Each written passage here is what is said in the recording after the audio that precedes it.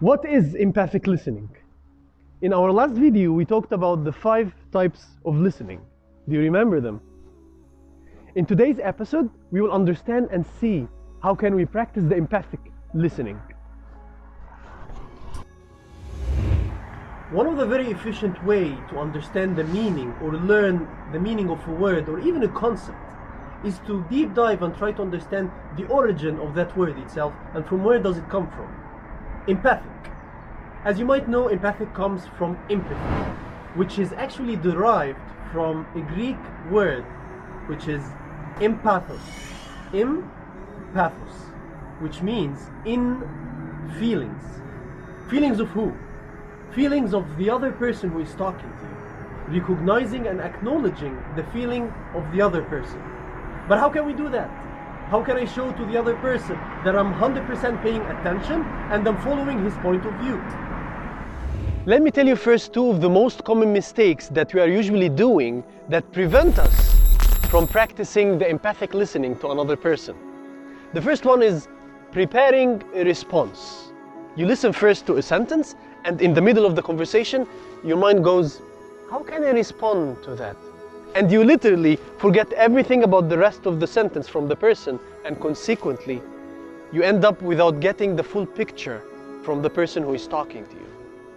The second common mistake, and the most annoying for all of us, is giving your own opinion without the permission of the other person, or without the other person who is talking to you asking for your advice or your point of view. The best advice that I can give you here from John Maxwell, when he said, where you don't have responsibility, you don't need to give an opinion. Clear enough, right? And here comes the main point of today's episode. 4 simple techniques to become a super empathic listener. Eye contact and facial expression. The person is talking to you is usually expecting that you're not getting distracted and you're paying attention. By keeping the eye contact and also reflecting the feeling of the other person with your facial expressions. The following 2 techniques are clearly addressed in Chris Voss' famous negotiation book, Never Split the Difference. In the book, he talked about 2 techniques for listening to the other person. Labeling. Labeling is acknowledging and recognizing the feeling of the other person by simply opening statement like, it seems like, and then you put the feeling, or it looks like, and you put the feeling. I am, but I still, and I love architecture, still, even if it's something just, maybe not that beautiful at first glance, but each of the districts has their own character. It seems like this is something you are really interested in, right? Of course I am. Mirroring. Exactly, you are turning into a mirror for the speaker. By mirroring, you are repeating a couple of words in the sentence from the speaker, and even sometimes you can repeat the last couple of words in the sentence.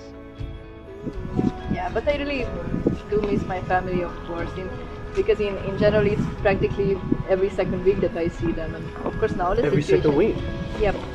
Mirroring actually gives the speaker that the listener is paying attention and he is going through the topic with his thoughts and feelings as well. The last one is recapping. The conclusion of what you understood and what you have recognized from the whole conversation from the speaker.